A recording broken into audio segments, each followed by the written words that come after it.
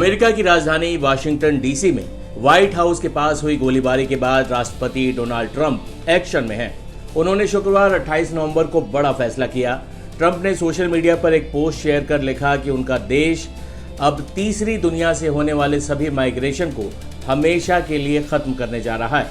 Trump ने social media platform truth social पर लिखा कि अमेरिकी सिस्टम को पूरी तरह से वो इसके जरिए रिकवर और रीसेट करेंगे।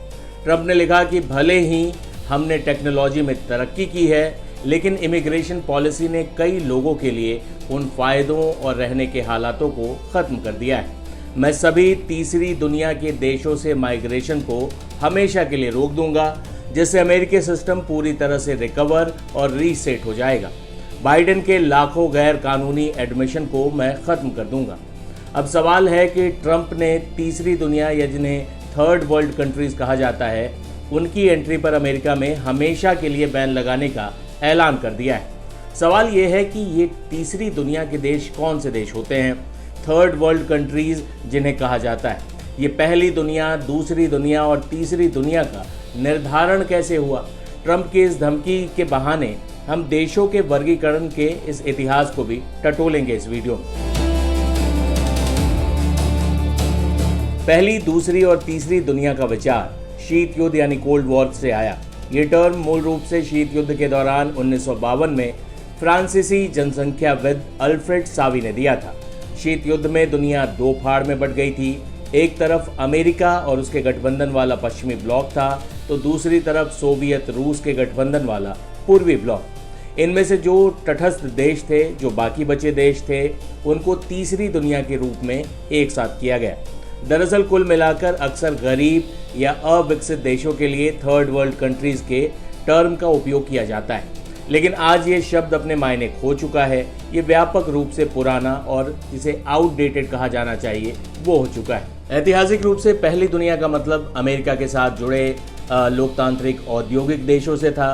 वही श्रमिकों और किसानों के नेतृत्व वाले साम्यवादी समाजवादी देशों को दूसरी दुनिया कहा गया, और जो किसी भी गुट से जुड़े हुए नहीं थे उन अधिकांश देशों को तीसरी दुनिया के देश कहा गया। ये सब शीत युद्ध के दौरान हुआ था। पहली दुनिया में उत्तरी अमेरिका, पश्चिमी यूरोप, जापान, दक्षिण कोरिया और ऑस्ट्रेलिया शामिल हैं। पश्चिमी देशों से जुड़े होने के कारण कई अफ्रीकी क्षेत्रों को भी इस समूह में डाला गया, जैसे कि स्पेन के उपनिवेश के रूप में पश्चिमी सहारा, रंगभेद के युग वाला दक्षिण अफ्रीका और दक्षिण पश्चिम अफ्रीका जिसे नामीबिया भी कहा जाता है, अंगोला और मोजाम्बिक भी 1975 में कम्युनिस्ट बनने तक पुर्तगाल के कंट्रोल में थे। स्विट्जरलैंड, स्वीडन, ऑस्ट्रिया, आयरलैंड और फिनलैंड जैसे तटस्थ देशों को भी प्रभावी रूप से पहली दुनिया के देश के रूप में माना जाता था। तो ये वर्गीकरण में थोड़ा बहुत घालमेल भी था। अब देशों की पहली, दूसरी और तीसरी दुनिया में अब बांटा नहीं जाता है, क्योंकि अब ये टर्म आउटडेटेड हो चुका है। 1991 में सोवियत संघ के पतन के बाद तीसरी दुनिया शब्द ने अपना मूल राजनीतिक मतलब खो दिया, क्योंकि वो जो दो धड़े थे दुनिया के वो खत्म हो गए। इसका आधुनिक उपयोग आमतौर पर उन देशों के लिए किया जाता है जो आर्थिक रूप से वंचित हैं, अभी भी विकासशील हैं। दरअसल किसी भी देश को आज के वक्त में तीसरी दुनिया का देश कहना अक्सर अपमानजनक माना जाता है। इस तरह कुछ देशों को निम्नतर या कम वैश्विक मूल के रूप में चित्रित किया जाता है। संयुक्त राष्ट्र की लीस्ट डेवलपमेंट कंट्रीज यानी LDC की लिस्ट को माने तो थर्ड वर्ल्ड कंट्रीज में इस समय 44 देश हैं, जिसमें ज़्यादातर अफ्रीका, एशिया, कैरेबियन और पैसिफिक के देश हैं। जानकारी के अनुसार अफ्रीका के 32 देश थर्ड वर्ल्ड कंट्रीज में आते हैं। वहीं अगर एशिया की बात करें तो एशिया के 8 देश थर्ड वर्ल्ड कंट्रीज का हिस्सा है। एशिया में जो देश हैं उनका हम जिक्र भी कर लेते हैं। अफगानिस्तान है, Bangladesh, Cambodia, Lao People's Democratic Republic, Myanmar, Nepal, Timor Leste और यमन।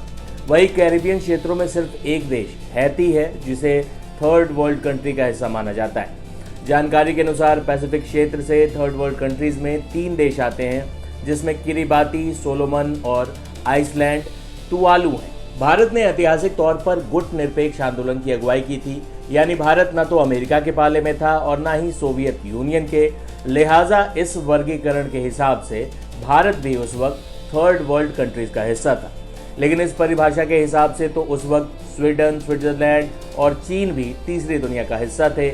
लेकिन आज ये थर्ड वर्ल्ड कंट्रीज जैसे जुमलों की प्रासंगिकता बिल्कुल समाप्त हो चुकी है। उदाहरण चीन के तौर पर लिया जा सकता है। चीन आज सीधा अमेरिका को टक्कर दे रहा है, वही भारत दुनिया की तीसरी सबसे बड़ी अर्थव्यवस्था बनने की राह पर तेजी से बढ़ रहा है। लिहाजा अंकल सैम वाले अमेरिका को और उसके राष्ट्रपति डोनाल्ड ट्रंप को थर्ड वर्ल्ड कंट्रीज जैसे संबोधनों से परहेज करना चाहिए और अमेरिकन सुप्रीमेसी के अपने मुगालते से बाहर आ जाना चाहिए, क्योंकि दुनिया अब काफ़ी बदल चुकी है। लिहाजा अब थर्ड वर्ल्ड कंट्रीज के देशों को हम बैन कर देंगे, ये कहकर डोनाल्ड ट्रंप अविकसित और गरीब देशों का मजाक उड़ाने की कोशिश कर रहे हैं। लेकिन हमने आपको इसका ऐतिहासिक संदर्भ बताया और इसके साथ ही ये स्पष्ट होता है कि जैसे ही शीत युद्ध समाप्त होता है, अमेरिका और सोवियत यूनियन का ये परिभाषित धड़ा समाप्त होता है, वैसे ही थर्ड वर्ल्ड कंट्री जैसी टर्म का जो राजनीतिक उपयोग है और उसकी प्रासंगिकता है वो भी समाप्त हो जाती है। आपको ये वीडियो कैसी लगी, अपनी राय हमें कमेंट बॉक्स में ज़रूर बताएं। साथ ही देश दुनिया की तमाम खबरों के लिए आप बने रहें टाइम्स नाउ नवभारत डिजिटल के साथ। शुक्रिया।